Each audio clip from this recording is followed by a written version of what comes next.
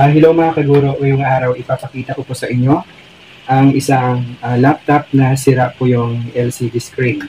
So this laptop po ay ginagamit sa paaralan sa paggawa ng mga school documents.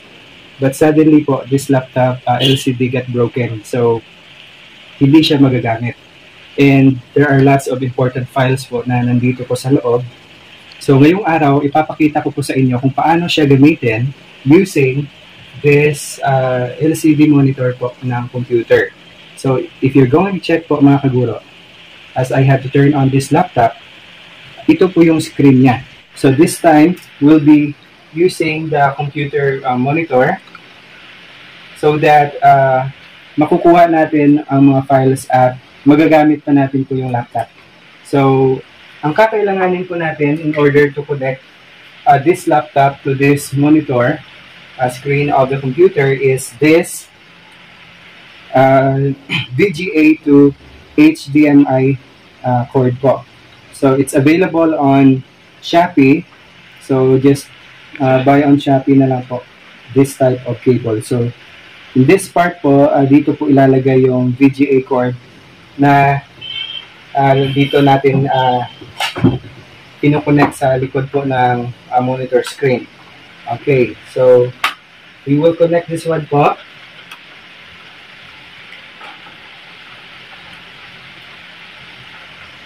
Okay, make sure lang po that is tightly connected po. Okay, so this is the VGA cord, this is the power cord, and then we have to plug in this computer monitor po to your outlet or to extension cord po. Okay. So make sure na working po yung LCD monitor screen po na computer.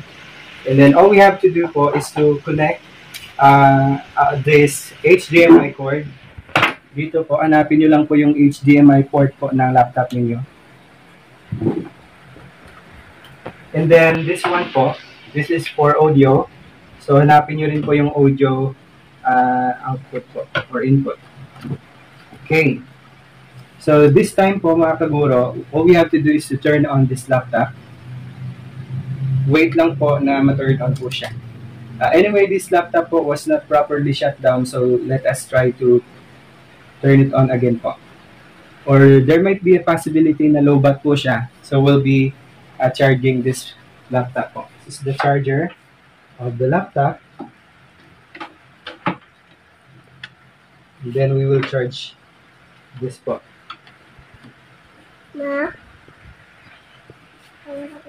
Okay, and then let's try to turn it on po. Okay, so upon checking here po in this LCD, black po siya or hindi po siya nag-display dito dahil sira po. Okay, so it automatically displayed what is being displayed here in this broken LCD laptop to the computer monitor po. And it's showing right here that it's still updating, so we'll be waiting po. Not all the time naman po nangyayari na nag-update po yung laptop natin.